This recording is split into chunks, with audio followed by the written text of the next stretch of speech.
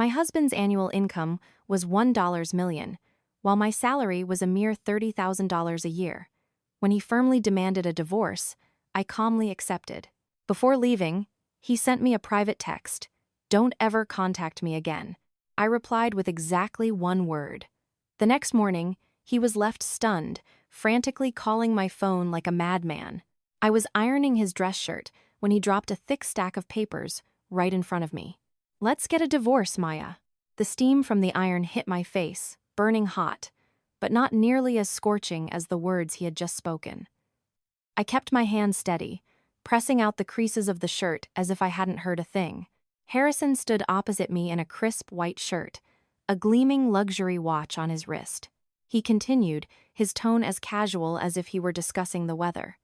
"I had my lawyer draft everything. The house stays in my name. The car's in my name. The joint account has about $20,000. We'll split it down the middle. In addition, I will give you a lump sum of $50,000 as a transition fund." $50,000. 7 years of marriage traded for $50,000. I set the iron down and looked up at the man who had once held my hand in a cramped, tiny studio apartment years ago. "The reason?" I asked. Harrison sighed softly. "The spark is gone. I make over $1 million a year. You make 30 grand teaching part-time. We live in two completely different worlds now. You have to understand." I let out a soft laugh, a sound so strange that even to my own ears, it felt foreign. "Is that so?" I pulled out a chair and sat down, flipping through the pages. The terms were clear, sterile, cold, exactly Harrison's style. He made no mention of the corporate shares in his name, no mention of the 2 investment condos, no mention of the offshore private account I had accidentally seen once when his laptop was open. Just the $20,000 in joint funds. "Harrison," I looked straight into his eyes. "7 years ago, when your first startup went bankrupt, who gave you the money to pay off your debts?" He remained silent. "When your father was in the hospital for 6 months, who quit her job to stay home and care for him?" He turned his face away. "That's in the past."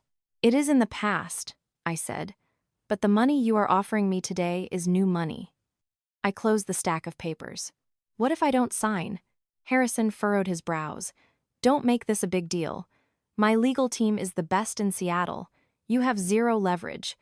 I'm giving you the 50 grand out of lingering affection." Lingering affection. I looked around this sprawling, luxurious house in Mercer Island. The imported Italian sofa, the walnut wine cabinet, the gleaming designer kitchen where I had stood for so many years. On my finger, I still wore a tarnished silver ring. It was the only piece of jewelry Harrison had ever bought me with his first real paycheck. It cost him $50.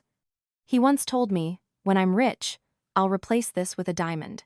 "You're rich now," I said, "but you didn't keep your promise." Harrison looked up, seemingly surprised by my compliance. "But I have one condition," I added. He immediately looked guarded. "What condition?"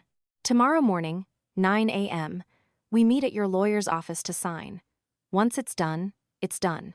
I will pack my things and leave immediately. From then on, we are strangers." Harrison stared at me for a long moment, then nodded. "Deal." That night, I didn't cry. I opened the old suitcase I had brought from my parents' house years ago. At the bottom of a compartment was a small wooden box. Inside was a handwritten note Harrison had given me back then. "Maya, no matter what happens in the future, I will never let go of your hand."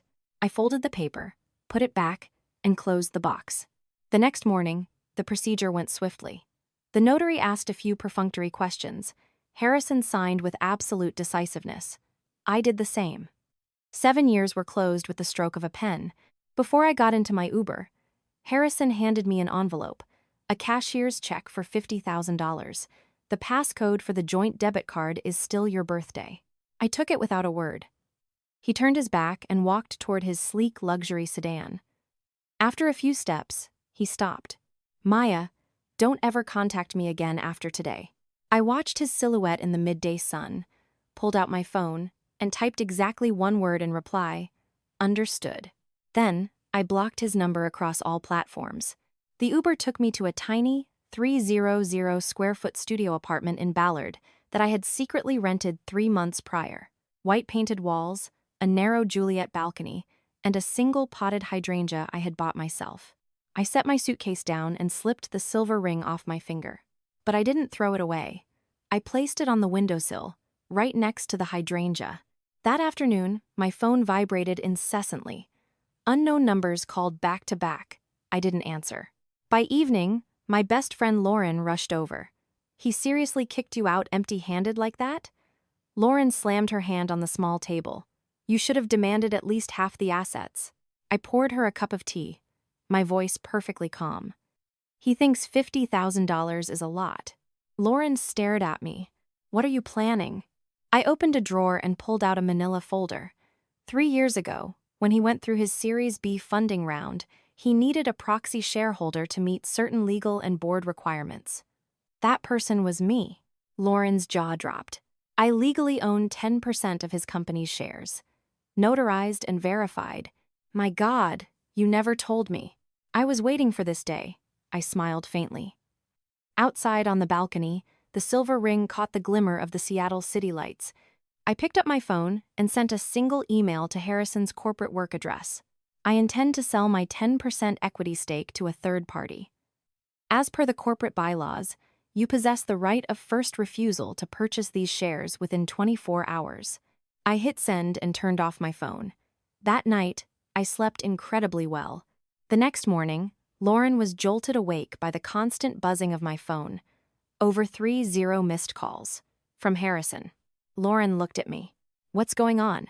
I took a sip of hot tea, watching the morning sun hit the silver ring. He probably just realized $50,000 isn't going to cut it. The phone kept buzzing. I didn't mute it. I left it on the table, letting the vibration echo through the tiny 300 square foot room. The morning light slid across the windowsill, striking the ring. It wasn't as bright as the day I got it, but it still reflected a thin sliver of light. Lauren sat across from me, her eyes a mix of anxiety and anticipation. "Are you going to answer?" I shook my head. "Wait for the 31st call." The 32nd. At the 33rd call, the phone went dead silent. 2 minutes later, the screen lit up. Not an unknown number. An email. Subject line: "Maya, we need to talk." I opened it. "I want to see you. Don't blow this out of proportion. You only held those shares as a proxy. You know that." I laughed. A proxy. 3 years ago, Harrison had said exactly that when he handed me the paperwork at the notary's office. "It's just a formality to pass the board's compliance checks. You trust me, right?" I had trusted him, but I wasn't stupid. I kept my copy of the operating agreement. Article 12. Section 4. A shareholder retains the right to transfer their equity. Existing shareholders have the right of first refusal to purchase said equity within 24 hours of receiving notice. I didn't reply to the email. Less than 10 minutes later, someone pounded heavily on my apartment door. Lauren jumped. I walked over and opened it. Harrison stood in the hallway. His dress shirt was missing a few buttons, his hair was a mess, and he was breathing heavily. For the first time in years, he wasn't perfectly put together. "Are you out of your mind?" He barged in without an invitation. "Who are you trying to sell to?" "I have the right to do so." I closed the door, my voice flat. "That is my company." "No, it is our company. Did you forget?" My initial capital contribution was the money my parents got from remortgaging their house. Harrison fell silent for a second, then gritted his teeth. "Was the $50,000 I gave you not enough?" I looked at him. "Do you think I'm lacking $50,000? Lauren stood up, glaring at Harrison, her voice icy. "Harrison, this is my friend's home. Watch your tone." Harrison took a deep breath, trying to regain his composure. "Maya, don't do this. If you sell the shares to a competitor, they'll interfere with our internal operations. You don't understand business." I understand enough to know that 10% isn't worth $50,000. I pulled out a chair, sat down, poured a cup of tea, and placed it in front of him. Harrison didn't touch it. "The current market valuation of that 10% is at least $2.2 million. Harrison's fists clenched. "You investigated me. I merely read the financial reports you left open on your Mac. The room fell dead silent.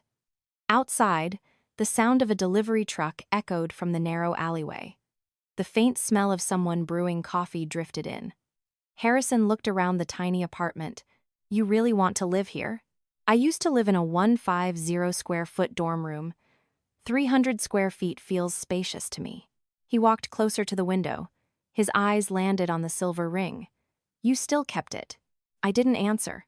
Harrison turned back to me, his voice dropping lower. Maya, we're already over. What more do you want? I looked straight at him. I want fairness. He let out a bitter laugh. Fairness? You already signed the papers. I signed the divorce papers. I did not sign away my corporate equity. Harrison was quiet for a long time. Lauren caught my drift, stood up, and said, I'm going to step out for some groceries. The door clicked shut. The room contained only Harrison and me. He sat down opposite me, his eyes losing their aggression, replaced by pure tension. How much do you want? I felt my heart go cold, not because of the number, but because of the question. 7 years of marriage, ultimately reduced to how much? You think I just want cash?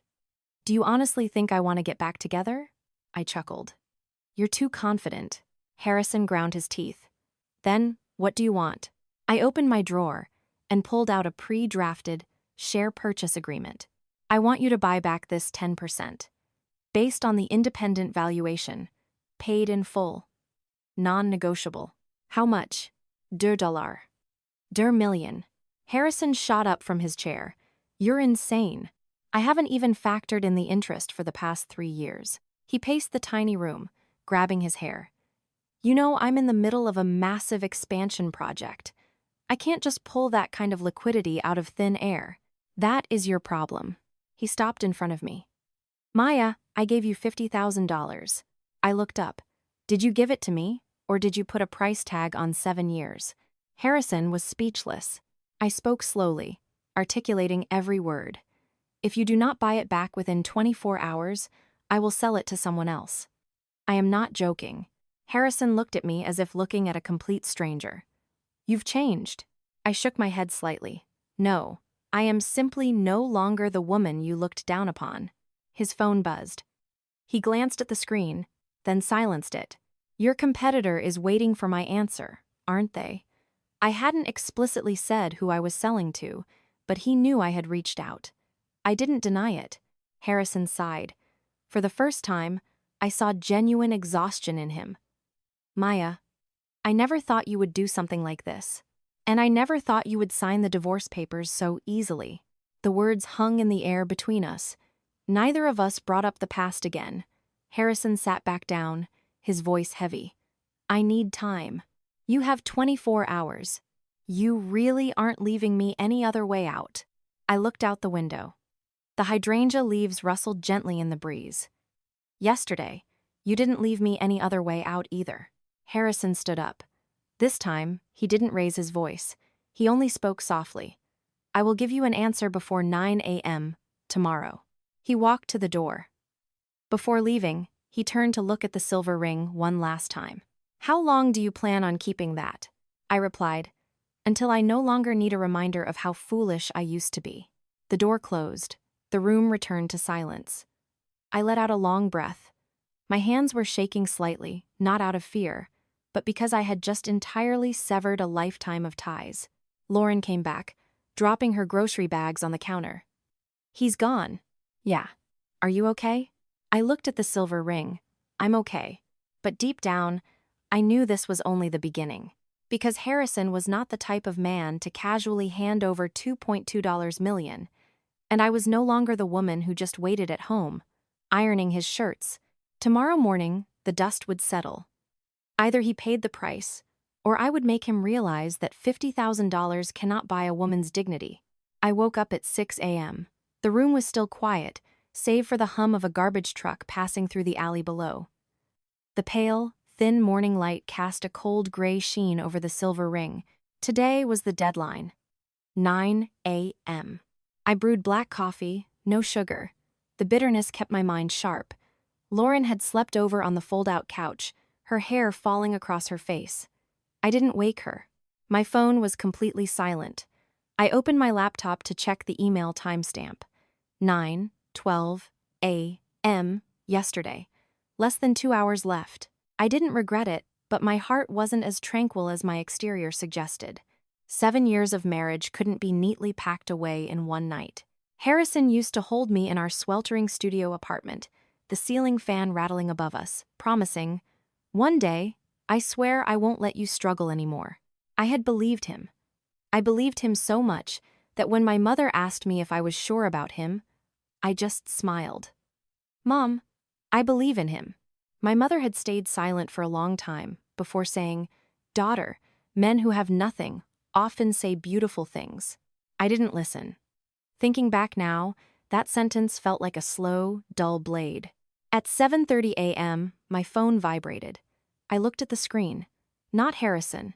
It was Eleanor, my ex-mother-in-law. I hesitated for a second, then answered. "Hello, Eleanor."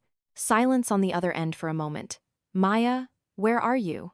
"I'm at home." I kept the old polite tone, even though the papers were signed. Eleanor sighed heavily. "Harrison told me you want to sell the shares." "Yes. A divorce between a husband and wife is between you two. But business is serious. Don't do something crazy just because you're angry." I looked at the silver ring. "I'm not angry." "Then why are you doing this? That company is his life's work." I smiled bitterly to myself. 3 years ago, when the company was desperate for capital, I handed Harrison the money my parents got from remortgaging their house so he could stay afloat. "Do you remember that, Eleanor?" Silence on the line. At that time, I also thought it was our life's work. Eleanor lowered her voice. 2912 SA. Harrison said you were only a proxy.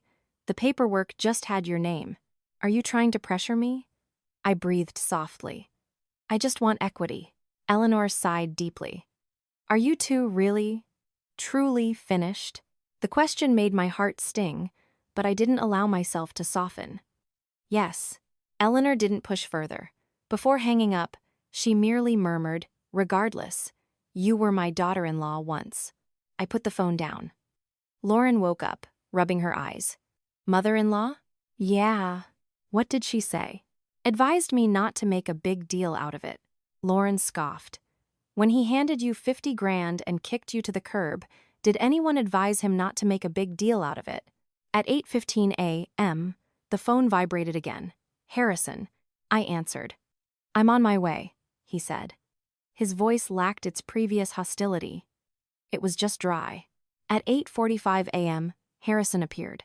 Today, he wore a tailored gray suit, perfectly knotted tie, his face back to its familiar calm, though the dark circles under his eyes were prominent.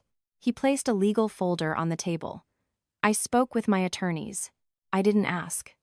I just watched him. 2.2 million is too high," he said. "I have the independent valuation. You know that." He sat down. "I'll accept 2 million, paid in 2 installments over 3 months.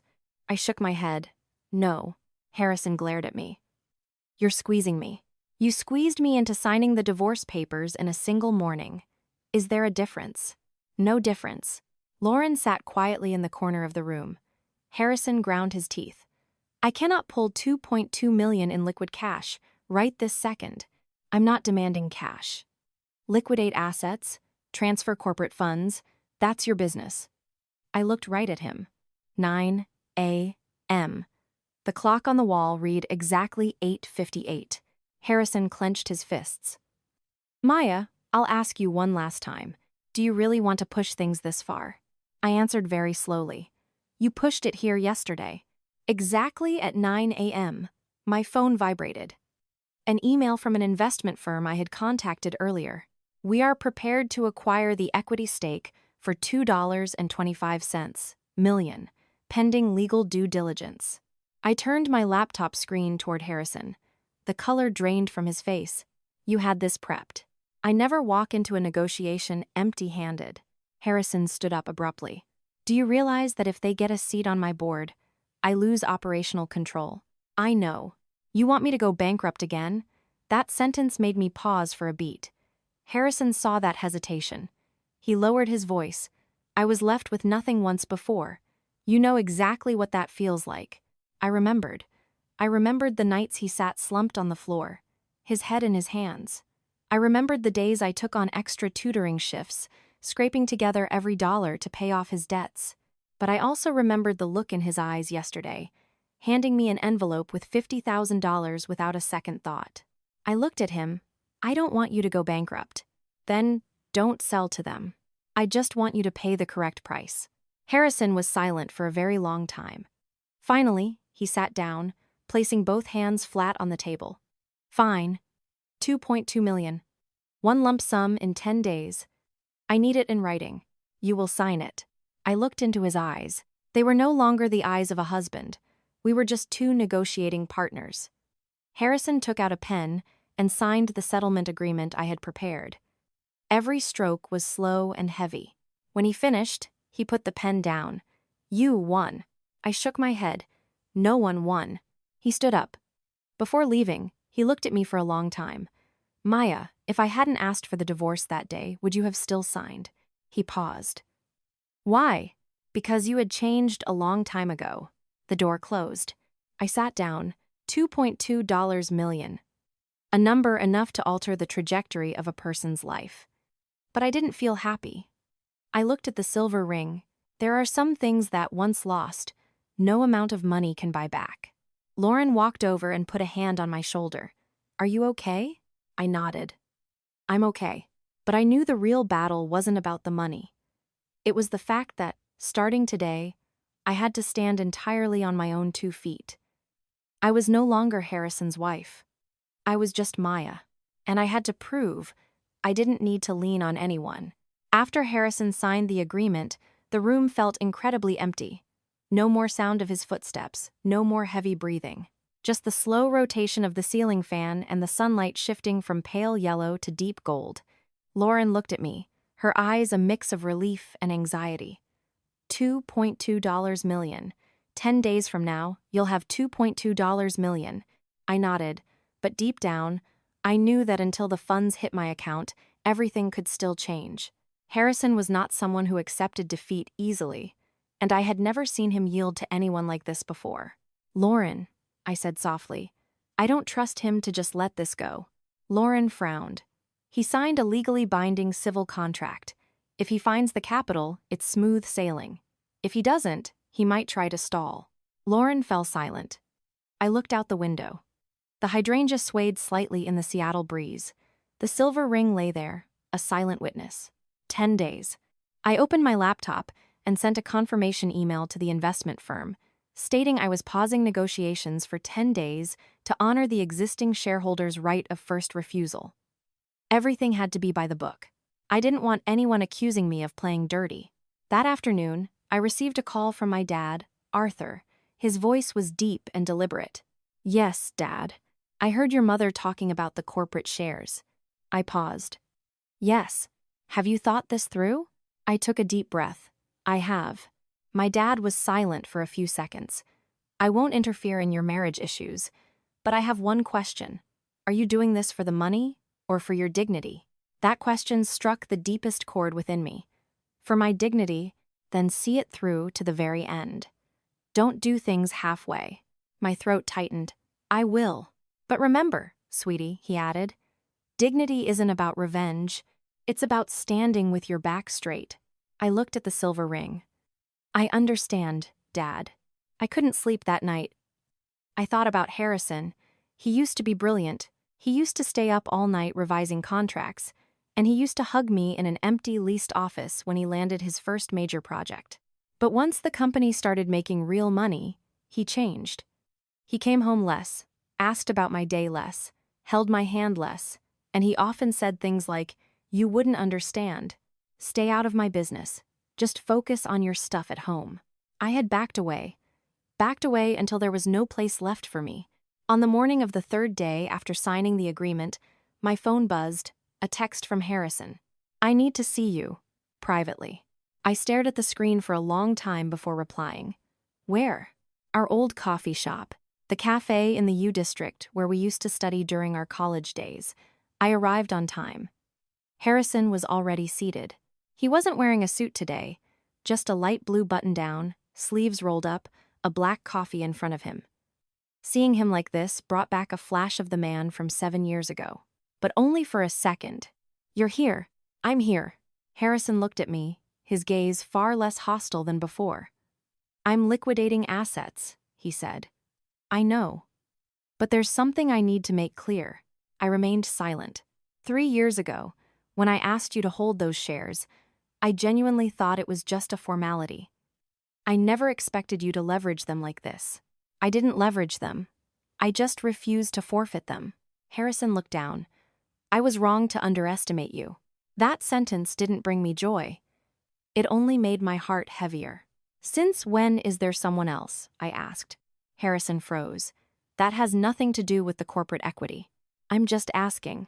He was silent for a very long time. "About a year." I nodded. I wasn't surprised. It was merely a confirmation. "Does she know about this?" "She knows." "Good." Harrison looked at me, his voice dropping. "Maya, I'll ask you one last time. If I pay the full $2.2 million, will you completely disappear from my life?" I looked him dead in the eye. "Yes. I will never contact you again." "Understood." Harrison gripped his coffee mug tightly. "I never thought we would end like this." Neither did I. We sat in silence for a long while. The coffee shop wasn't crowded.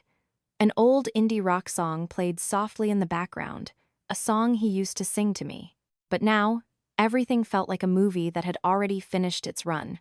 "I took out a second mortgage on one of the condos," Harrison said quietly. "The rest I'm pulling from the reserve fund. In 10 days, I'll have the full amount. I'll be waiting." Harrison looked at me one more time. "You are stronger than I thought." I smiled faintly. "No. I just stopped being afraid of losing you." Those words silenced him entirely. Before leaving the cafe, Harrison said, "After this, I will probably hate you. That's up to you." I stood up and walked out. The midday sun was glaring. I didn't look back. That night, I took the silver ring off the windowsill and put it back into the old wooden box. Not out of lingering attachment, but because I didn't want it sitting there as a daily reminder. I shoved it into the back of a drawer. The potted hydrangea was still there. I watered it, looking at its delicate yet resilient petals. Maybe I was like that too. Not the most vibrant, but not easily broken. The 10 days were almost up, and I knew that once the money hit my account, my life would enter a completely new chapter. No Harrison, no ex-wife label, just Maya. But deep down, my intuition told me Harrison wouldn't let everything end this smoothly. Because when a man loses money, it hurts. But when he loses control, it hurts far more. And I had just stripped him of both. Day 9. I barely let my phone out of my sight. Not out of impatience, but because I knew that if something were to go wrong, it would happen at the final hour. $2.2 million is not a small number. To an outsider, it's a lifetime of wealth. To Harrison, it was a massive capital drain that he had to grit his teeth to endure. I went to work as usual, teaching my morning classes, grading papers, writing careful feedback with a red pen just as I had done for years. No one at the school knew I had just gotten divorced, nor did they know I was about to receive a sum of money that could fundamentally change my socioeconomic status. I didn't want anyone to know because I had never lived to prove myself to others. That afternoon, right as I got back to my apartment, my phone vibrated, a bank notification. I stood frozen in the middle of the living room. The number displayed on the screen made my hands go cold. $2,200,000 USD. Down to the exact cent. I sat down on the couch for a long time. I didn't cry, I didn't laugh. I just sat in total silence. Lauren came home 10 minutes later and saw me sitting motionless. "What happened?" I handed her my phone. Lauren screamed, "Oh my God, he actually transferred it." I nodded. "Yeah." Lauren sat down next to me. "You did it." I stared into the empty space in front of me. It's not that I did it. It's just that I took back what was mine. That evening, Harrison texted me. "The transfer is complete. The equity assignment contracts will be finalized tomorrow." I replied with a single word. "Okay." Then, I blocked his number. No drama, no final words. Just a period. But I knew that for Harrison, this wasn't the end of the sentence. The next morning, I went to the notary's office for the last time. I signed the transfer documents and stamped them. From that moment on, I was no longer a shareholder, nor was I an ex-wife carrying any legal ties to his business. Just Maya. Walking out of the building, I saw Harrison standing across the street. He didn't approach, just watched me. I crossed the street and stopped in front of him. It's done. Yeah? His face was surprisingly calm, but his eyes were not. Maya, I want to know, do you regret it? I thought for a moment. Yes. Harrison looked at me. Regret what? That I stayed silent for so long. He offered a cynical smile. You think if you had demanded more back then, things would have been different between us. I think if you had known how to value me back then, things would have been different. The wind blew, gently rustling my hair. Harrison looked at me for another moment. She's moving into my house next week. I nodded. Good. Are you not curious? No. He let out a sharp laugh. You really are cold. I just no longer have the right to care. We stood facing each other for a few more seconds. Then, I turned away. This time, he didn't call me back. That evening, I drove out to my parents' house. My mom opened the door. You're back? Yes. My mom looked at me closely. It's done? Yes. My dad walked out from the living room. Sit down, Maya. I sat. My dad looked at me, his eyes neither happy nor sad. Do you hate him? I thought about it. No. That's good. My mom asked softly. Are you sad? I smiled slightly. I'm sad, but it doesn't hurt anymore. My mom sighed. Daughter, having a lot of money doesn't mean you'll be happy. I know, Mom, but not having money makes it much harder. I laughed lightly. My dad looked at me, speaking slowly. What do you plan to do with the money? I've been thinking about this for days. I want to buy back the property. My mom was startled. What property? The piece of land you sold to help Harrison back then. The room fell silent. My mom looked at me, her eyes reddening. You don't have to do that. I sold it for you, and now I'm buying it back for you. My dad nodded. All right. Whatever you do, make it a definitive choice. I drove back to my apartment after dark.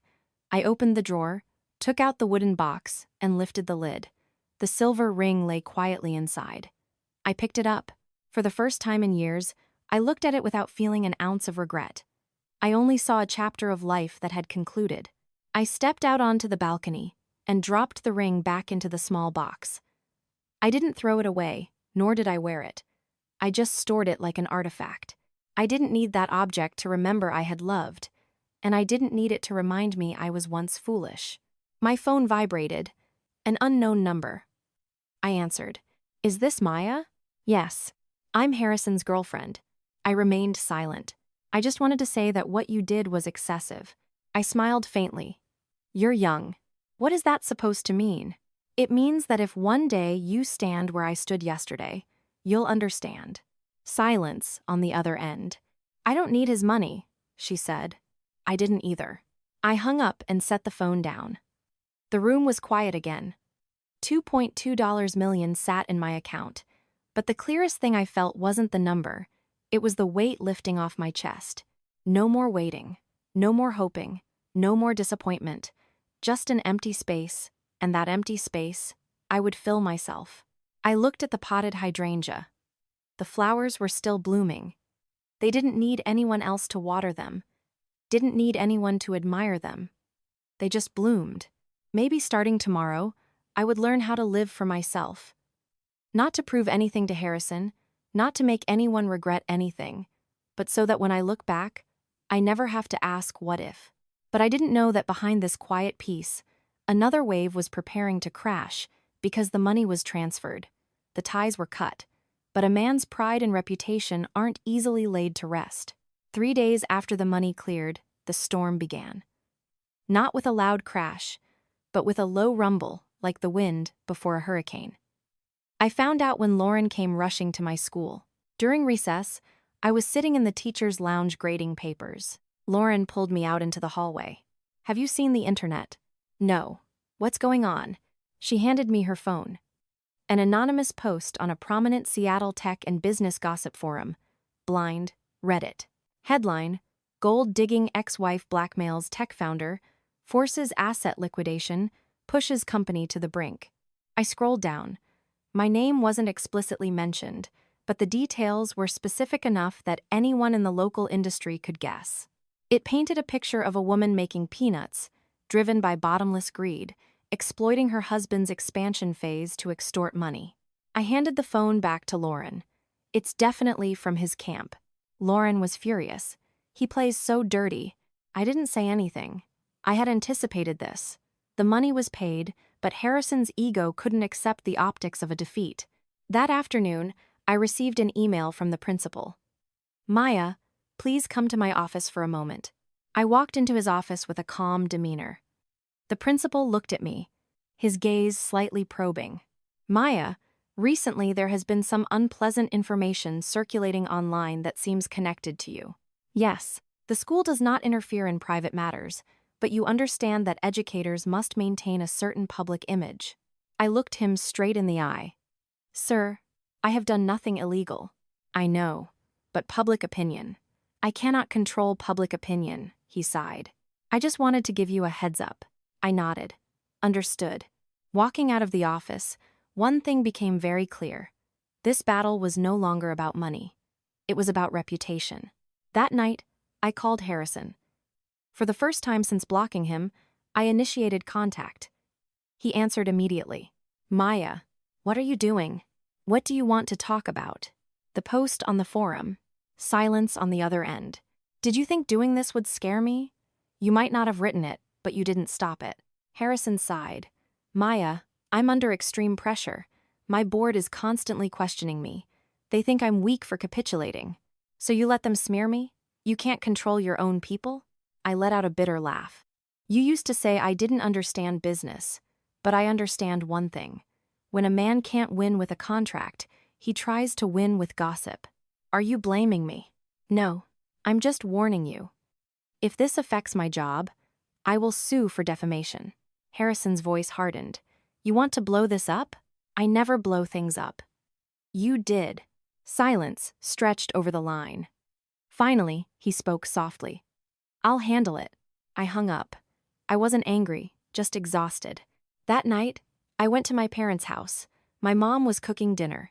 You're home? Yes. My mom looked closer at me. Are you tired? I shook my head. No. My dad put down his newspaper. What's going on? I gave them the short version.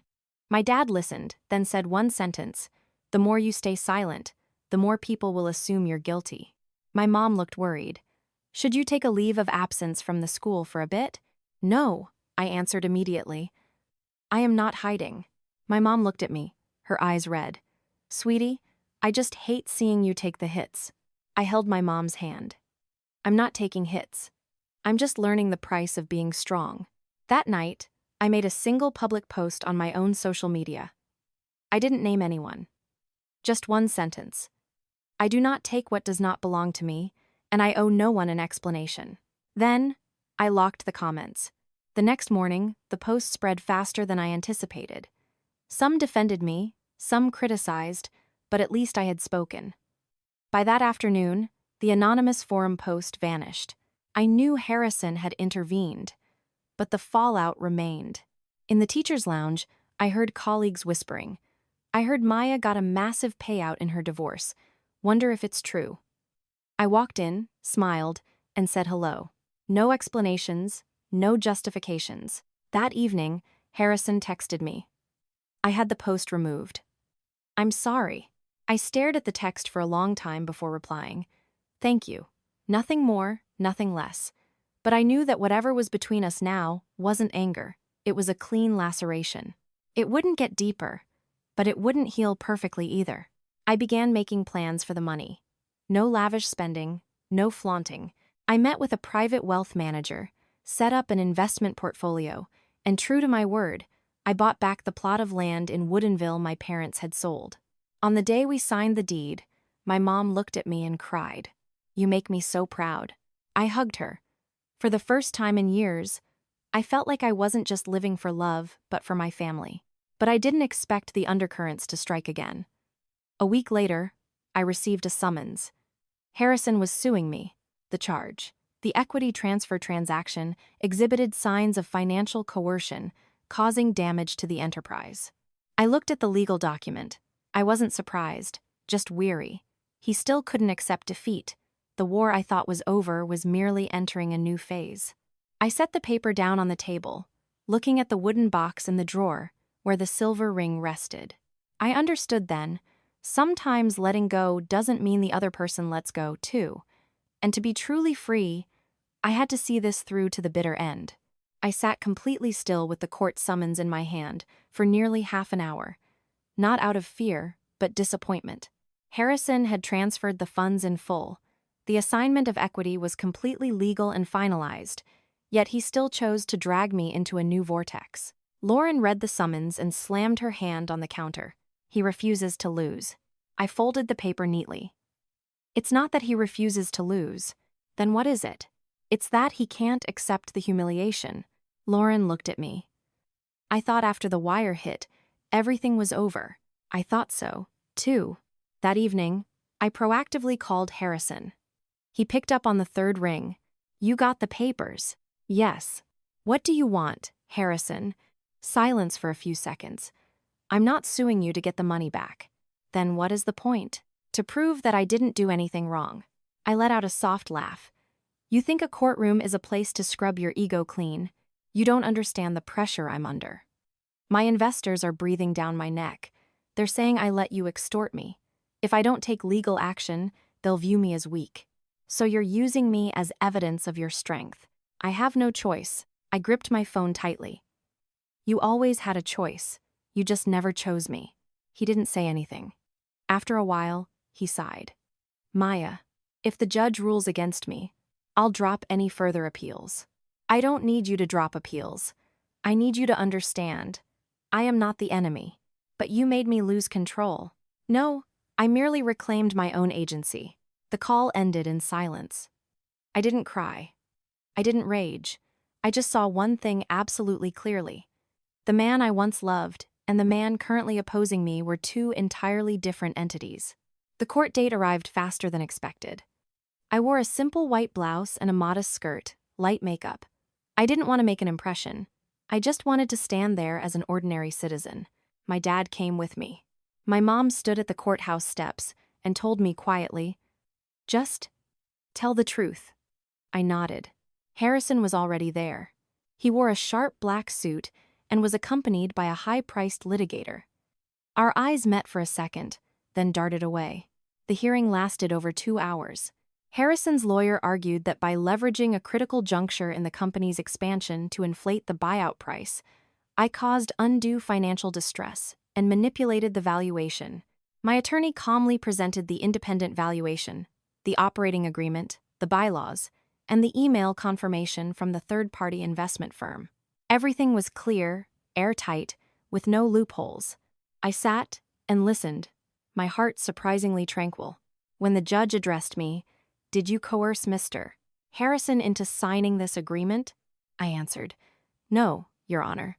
I merely exercised my rights as a shareholder in accordance with the corporate bylaws." "Did you have the intent to cause financial harm to his enterprise?" "I only sought to be compensated at fair market value for my equity stake. Nothing more, nothing dramatic. Just the facts." Ultimately, the judge dismissed the lawsuit. Harrison lost, but I didn't feel victorious. Leaving the courtroom, I saw him waiting for me in the hallway. "Are you satisfied now?" I looked at him. "You still think this is a game of winning and losing? Then what is it?" "It is closure." Harrison offered a bitter smile. "I never thought you could stand in a courtroom and speak so calmly, and I never thought you would drag me into one." He fell silent. After a moment, he said softly, "I'm sorry." This apology was different from the previous ones. No justifications, no excuses, just an apology. I looked at him for a long time. "Are you apologizing for suing me, or for looking down on me for 7 years?" Harrison didn't answer. His eyes flickered with emotion. "I don't hate you," I said slowly, "but I can never trust you again." He lowered his head. "I suppose I lost you a long time ago." "I suppose so." We stood in the noisy courthouse hallway, people bustling past us. but the distance between us was unbridgeable. Maya, he called out softly. Yes? If you ever need help with anything, I'll handle it myself. I turned away. My dad walked up to me. It's done? Yes. My dad looked past me at Harrison, who was standing still in the background. Do you still love him? I thought about it. I care about him, but I have no desire to go back. My dad nodded. Then you've grown up. That night, I went back to my apartment. I opened the drawer and took out the wooden box. I held the silver ring in my hand one last time, looking at it under the lamplight. 7 years is not a short time, but it's not enough to hold on to someone who no longer wants to be held. I opened the window. The Seattle night air blew in, crisp and cool. This time, I didn't put it back. I dropped the ring into a padded envelope, wrote Harrison's home address on it. No letter, no message. Just a return to sender. Because I understood that to truly close a chapter, you have to return the memories too. When I dropped the envelope in the USPS mailbox, my heart felt a little lighter. The legal battle was over, but my personal journey wasn't.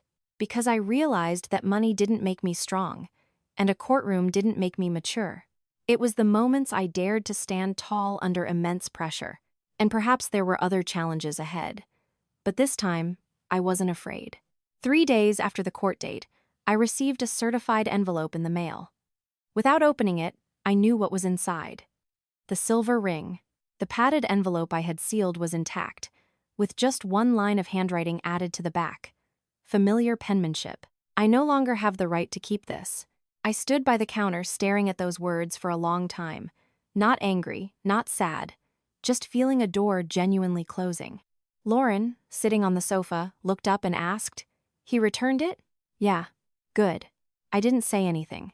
I opened the envelope, took the ring out, and placed it on the counter.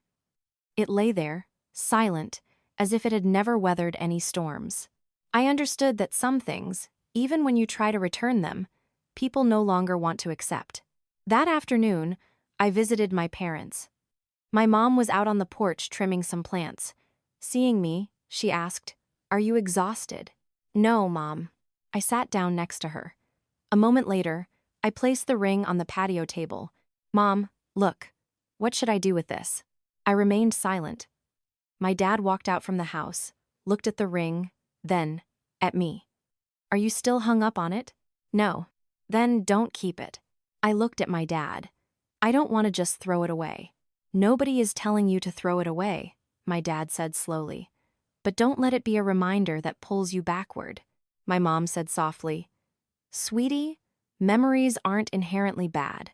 Just don't let them make you weak." That evening, I decided to take the ring to a local bespoke jeweler in Capitol Hill. Not to sell it, but to melt it down. The jeweler asked, "Are you sure? Silver isn't worth much. You won't get much money for this." "I'm sure. I don't need the money." I stood and watched as the ring was placed into the crucible. The flame was small but hot enough to soften the metal until it pooled. I didn't shed a tear. I just felt incredibly light. A while later, the jeweler handed me a small, newly cast silver disc, smooth and round. "What do you want to do with this?" "I want to make a pendant." "Any engraving?" I thought for a second. "Engrave the number 41. The jeweler looked slightly surprised, but didn't ask questions. "Come pick it up in 3 days." On the drive back, I felt different. Not because I was wealthy, not because I had won a lawsuit, but because I was no longer holding on to something that didn't belong in my present. But the turbulence hadn't entirely ceased. 2 weeks later, Harrison's company hit a wall. Lauren was the one to break the news. Word in the industry is that his major expansion project got halted. I nodded. "Yeah, you don't feel anything?" "What am I supposed to feel?" Lauren stared at me. "He was your husband." I stayed silent for a moment, then said, "Was." Those 3 letters were enough to seal the gap. I couldn't deny that I used to care, but I also refused to live forever in the role of the ex. That night, my phone vibrated. "Harrison." I looked at it for a long time before finally answering. "Maya." "Yes. I didn't call to blame you. I know. You just want to say you might have to sell off a division of the company." Silence on the line. "You once said you didn't want me to go bankrupt." "True. I think. I moved too fast. I heard genuine exhaustion in his voice. No pride, no anger, just sheer fatigue. What do you need me to help with? I asked. Silence for a few seconds. Nothing. Then why did you call? To tell you that maybe you were right. I didn't reply. I got so used to controlling everything. When I lost you, I realized I couldn't even control myself. I looked out the balcony. The potted hydrangea had sprouted new blooms. You don't need to tell me that. You should be telling the person next to you. He paused. She doesn't understand what happened. Because she wasn't there. A long silence stretched between us. Maya, if I hadn't looked down on you back then, you looked down on me long before you ever said it out loud. My tone wasn't harsh, just direct. Harrison sighed. I don't expect you to come back. I just hope you don't view me as the villain. I don't view you as the villain. Then what? As a man who once loved me, but didn't know how to value me. The call ended peacefully.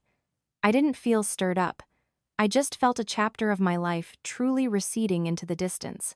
3 days later, I went to the jeweler to pick up my item. A small silver pendant, engraved with 41. No one knew what that number meant. Only I knew. 41 was the number of days from the moment I signed the divorce papers to the day I returned the ring. 41 days to grow up. I put it around my neck. Not to remember Harrison, but to remember myself. That evening, Lauren noticed it. That's pretty. A gift to myself. Lauren smiled. You really are different now. How so? You're not living for anyone else anymore. I smiled. Maybe you're right, but I also knew this story wasn't completely over. When a man loses both his money and his pride, he will either let go or do something drastic to regain a sense of control. And my intuition told me Harrison hadn't fully let go. The news that Harrison sold off more equity spread faster than I expected. I heard he transferred another 15% to a venture capital firm, Lauren told me. Yeah. Doesn't it bother you? Should it? In the days that followed, I started moving funds into long-term investments. I also opened a small scholarship fund at the school. I didn't put my name on it. I just listed the donor as an alumnus. The principal called me in. Maya, I know it's you. Let's just pretend you don't. He looked at me for a long time. You didn't have to do this. I didn't do it for anyone else. He nodded. You've changed a lot. I smiled. When people stop being afraid of losing things, they become less greedy. That evening, while I was reading on the balcony, my phone buzzed. Not Harrison, Eleanor. I hesitated, then answered. Hello, Eleanor. Her voice sounded ragged. Maya, could you come by the hospital for a bit? My heart stopped. What happened? Harrison was admitted. I stood up abruptly. What's wrong with him? Car accident. I didn't ask for details. I just said, I'll be right there. Lauren looked at me as I grabbed my coat. Where are you going? Harrison's in the hospital. You're going? Yes. Lauren didn't say anything else. The emergency room was packed. I found Eleanor sitting in the hallway, her eyes red. Seeing me, she stood up. Maya. I nodded. How is he? Broken arm, minor concussion. Thankfully, not life-threatening. I exhaled, not because I was still in love with him, but because I didn't want anyone to pay for their mistakes with their life. A while later, the doctor allowed family in. I walked in with Eleanor. Harrison lay on the bed, his right arm in a cast, a small bandage on his forehead. Seeing me, he froze. You. I came to visit. He looked at me. His eyes weren't as hardened as the last few times we had met. Just exhausted. My mom called you? Yes. Eleanor stood beside me and said softly, Talk to him. I'm going to step outside. The room was left to the two of us. I stood a few feet from the bed. How did the accident happen? I lost focus. I didn't ask why. We sat in silence for a moment. Harrison spoke first. I heard you set up a scholarship fund. I don't want to talk about that. I never knew you were capable of doing so many things. I always was capable. I just never needed to show it before. He offered a weak smile. I used to think I was protecting you. I didn't need to be protected from myself. That silenced him. I looked at his cast. You should rest. You aren't going to ask if I'm in pain? I believe you can handle it. Harrison stared at me for a very long time. Maya, if I hadn't asked for the divorce that day, you still would have left, wouldn't you? He paused. Why? Because you had stopped looking at me as an equal. My voice wasn't harsh, just direct. Harrison turned his face away. I thought money would make everything better. Money just reveals true character. The room went quiet again. The steady beep of the heart monitor filled the silence. I took a step back. I'm leaving, Harrison called out after me. Maya? Yes. Thank you for coming. I nodded. Take care of yourself. Outside the room, Eleanor grabbed my hand. You still care about him. I looked at her. I care about him the way you care about someone who used to walk the same path as you. Tears welled in her eyes. He made so many mistakes. We all made mistakes. I left the hospital after dark. The night wind was colder than usual. I didn't feel any fluttering in my heart. I just felt a fragment of my memory closing just a little bit more. Back home, I sat on the balcony, touching the 41 pendant. I realized I was no longer chained to the past. I could visit Harrison without expectation, and I could walk away without torment. My phone vibrated. A text from Harrison. I'm going overseas for a while to restructure the company. I read it but didn't reply immediately. After a while, I texted back, wishing you the best. Just that. Nothing more, nothing less. There are partings that don't require tears. Just enough distance. But I had a feeling that before he left, Harrison had one final decision to make, and that decision might involve me. 3 days after his discharge, Harrison asked to meet me one last time. His text was brief. My flight is tonight. I want to see you once before I leave. I stared at the screen for a while. I didn't owe him a meeting, but I had no reason to avoid him either. I went. We met at a cafe near SeaTac Airport. Late afternoon sun stretched across the wooden tables. Harrison wore a white button-down, his right arm still in a cast, but he looked more put together. His face was thinner, his eyes less strained. Thank you for coming. I came because I wanted clear closure. He nodded. How long are you going away for? I asked. Maybe 6 months, maybe longer. Is she going with you? Harrison shook his head. No, I didn't ask further. He looked at me for a moment, then placed a legal folder in front of me. What is this? I'm transferring a portion of the equity back to you. I froze. I sold it all. I bought it back. And I want to give you 5%. I looked at him, unable to believe my ears. For what? Not for the money. Then for what? Because I want to correct a piece of my mistake. I laughed softly. You think giving me shares fixes your mistake? No. But at least I don't want you completely on the outside of everything. I pushed the folder back. I don't need it, Harrison. I don't want to be tied to your company anymore. He looked at me intently. You once said you wanted fairness. I already got it. I know, but I realized that I used to make all the decisions myself. I never truly treated you as a partner. And so, now you want me to be a partner? I want you to have the choice. I stayed silent. For the first time in a very long time, I saw Harrison speaking not from his ego, but from an acknowledgement of his failures. I don't need shares to prove I have value, I said. I know. Then keep them, and focus on your company. Harrison looked down, his left hand gripping the edge of the table. Maya, I used to think money was the only way to compensate people. But the harder I tried, the emptier I felt. I have to fill that void myself. No one can do it for me. He looked up. You really have changed. No. I just stopped waiting for you to change. A long silence. A plane roared in the sky in the distance. Harrison murmured. She left. I looked at him. When? After the trial. I didn't show surprise. She said I was too obsessed with the past. I exhaled softly. Maybe she was right. Harrison offered a cynical smile. I lost you. I lost her. I lost a chunk of the company. All I have left is myself. He looked at me, a fleeting sadness in his eyes. I'm not even sure about that. I stood up. You'll be fine. Just, this time, you have to start over without anyone standing behind you. Harrison stood up as well. Maya, if I ever come back, can we be friends? I thought about it for a long time. Maybe when I no longer remember that you hurt me, He nodded. Then I'll wait. Don't wait. Why? Because waiting for someone is the easiest way to avoid living in the present. Harrison looked at me, then smiled faintly. I understand. We walked together to the security checkpoint. No holding hands, no touching, just walking parallel. At the TSA line, he stopped. Take care of your parents. I always do. Take care of yourself. I am. Harrison looked at the pendant on my neck. 41. Yeah. What does it mean? The day I learned I didn't need you. He froze. I deserve that number. I didn't deny it, didn't blame him. I just watched him walk into the security line. His silhouette shrank into the crowd. This time, I didn't feel empty. I felt incredibly light. On the drive back, I stopped by the land I had bought back from my parents in Woodinville. Standing in the middle of the empty lot, I imagined a small house. Not grand, just warm enough. That night, I told my parents, I want to build a house here. My mom looked at me. You aren't going to live in the city anymore?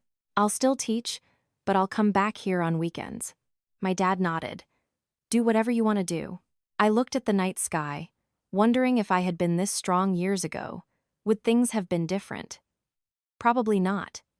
Because everyone has to go through their own stumbles to understand who they truly are. My phone buzzed. A final text from Harrison before he turned on airplane mode. Thank you for not destroying me. I read it, then deleted it.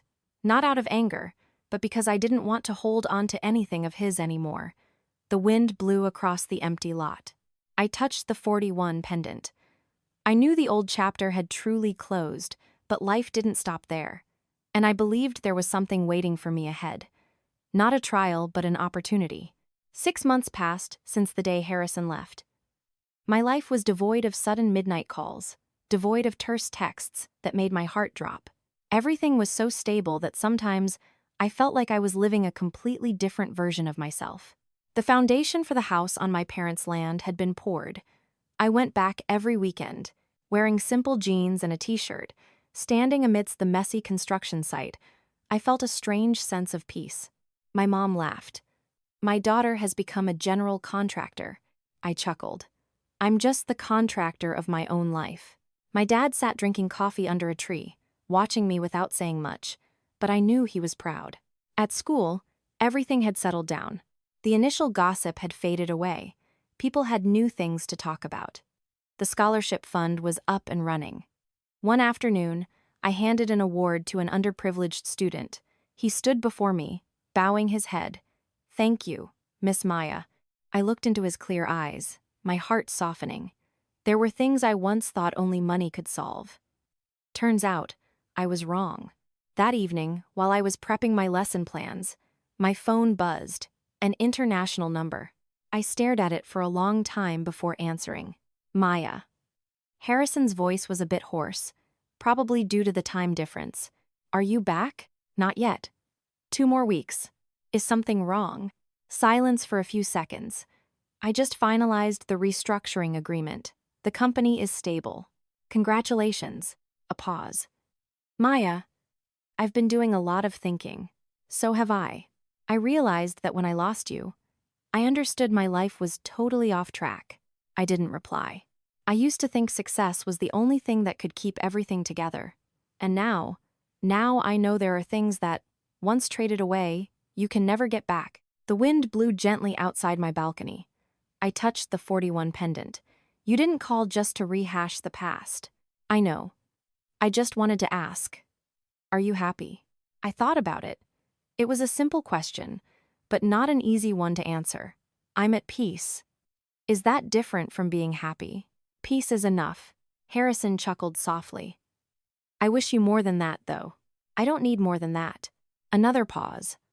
I'll be flying back stateside next week. Okay. I'd like to invite you to dinner. Not to ask for you back, just to say thank you. I hesitated.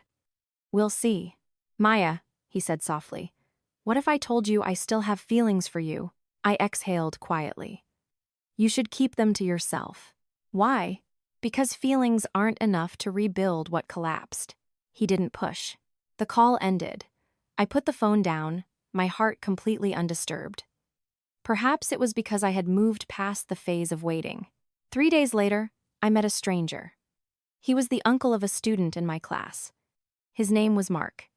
He was around 40, spoke calmly, and carried himself well. We met when he came to thank me for supporting his nephew. "Miss Maya, you've helped him improve so much. I'm just doing my job." He noticed the pendant on my neck. 41. Special number? I like odd numbers. He smiled. A smile that wasn't rushed. No pressure. We chatted a bit more about his nephew's academics. Nothing more. But I realized it had been a very long time since I spoke to a man without carrying my past into the conversation. That night, I thought about Harrison's question. Was I happy? Perhaps I wasn't happy in the conventional sense, but I was no longer living in fear of losing someone. I was no longer desperately trying to prove I was worthy. A week later, Harrison returned to Seattle. He texted, "I'm back." I didn't reply immediately. 2 days later, he texted again. "Maya, I'd like to keep that dinner invitation." I agreed. We met at a quiet downtown restaurant. Harrison looked different. The sharp, cutthroat edge of a businessman who always had to win was gone. His eyes were deeper. "You've changed a lot," he said. "You too." The dinner was perfectly normal. We didn't talk about the past, didn't talk about money. Just work, our parents, and future plans. When he paid the bill, Harrison looked at me for a very long time. "Maya, I can't love anyone else." I paused for a second. "That is your choice. Will you not give me a chance? I gave you 7 years."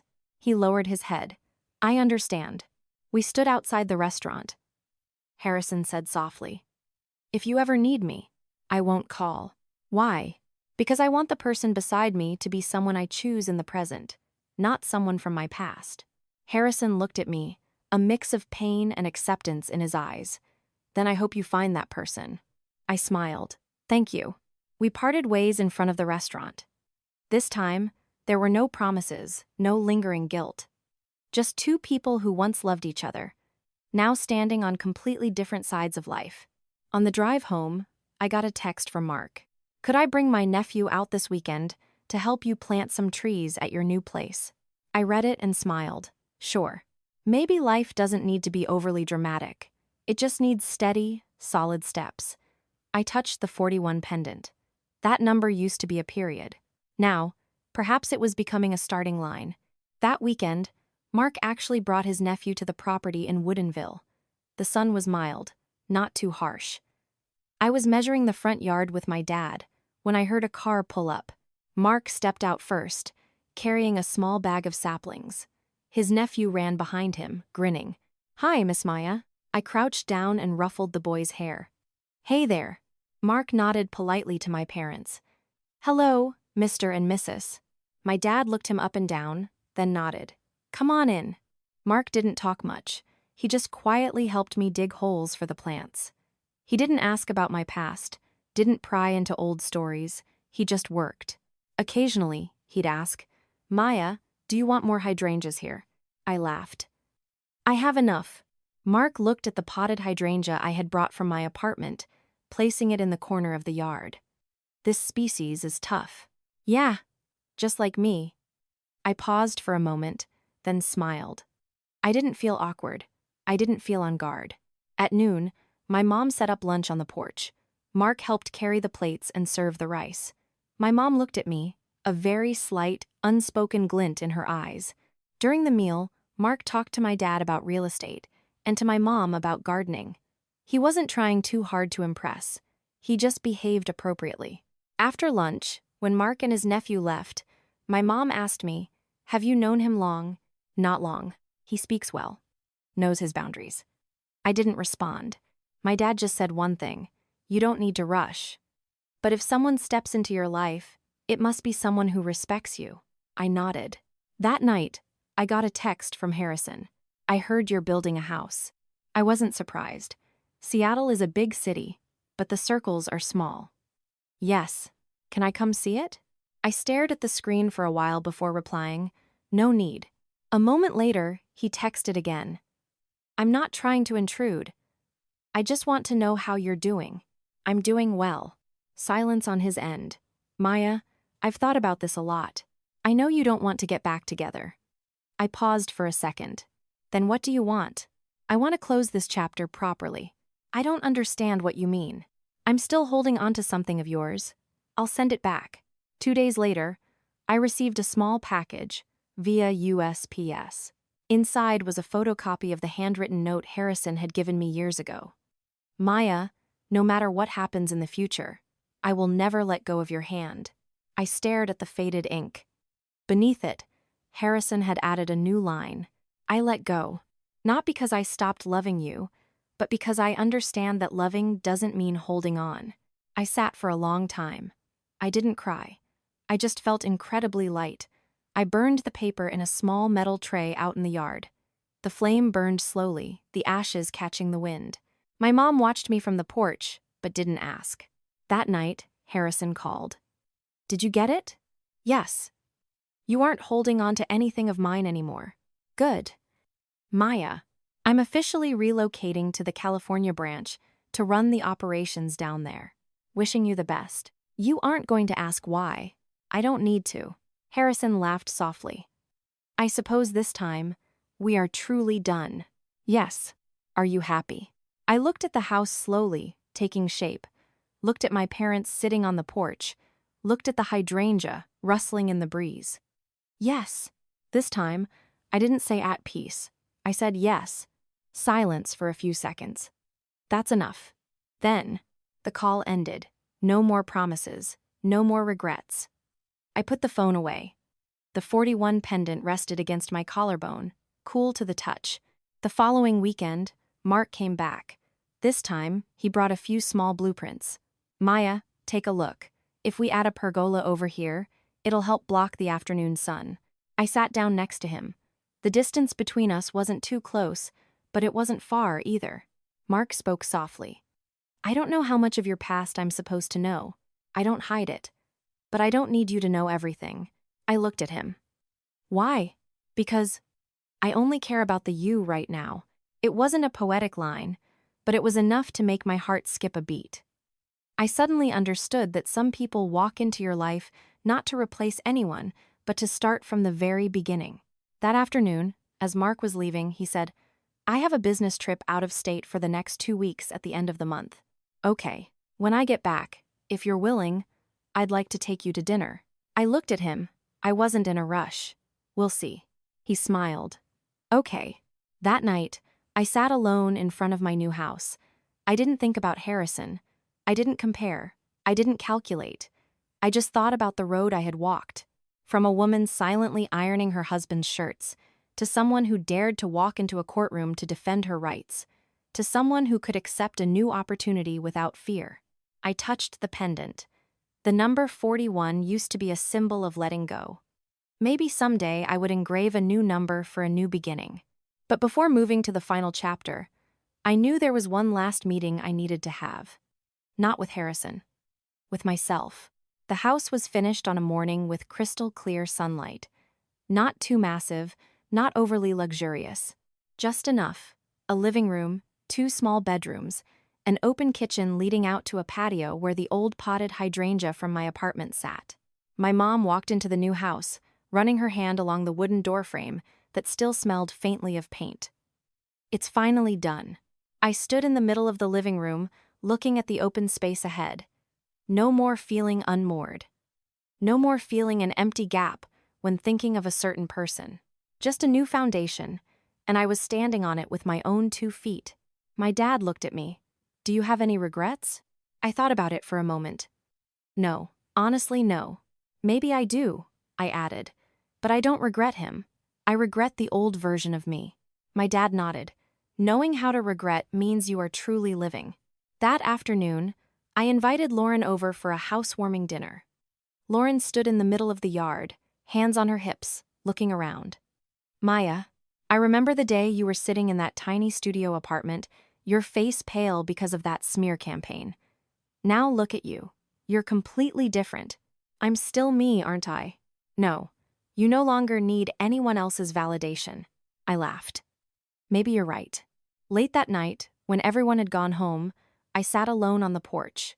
The wind blew past the hydrangea.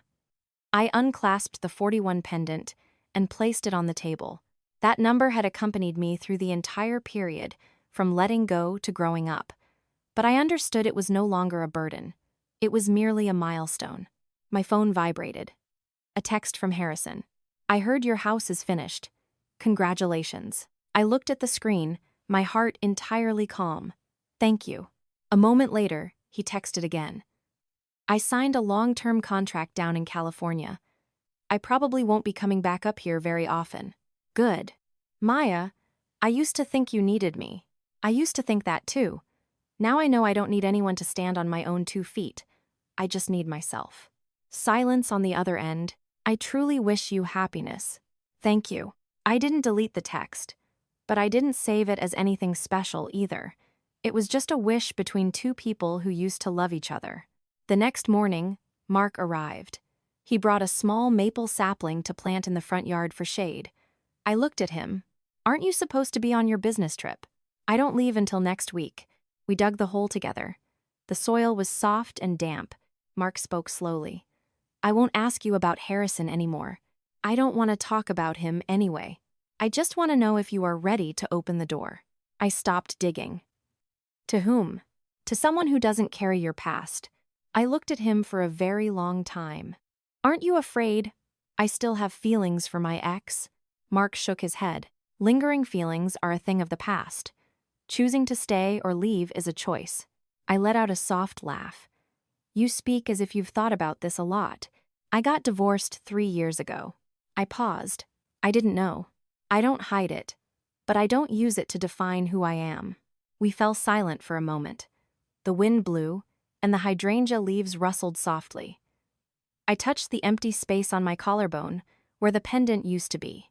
"Mark," I said, "I can't promise you anything." "I don't need a promise." "Then what do you need?" "I just need you not to lock the door."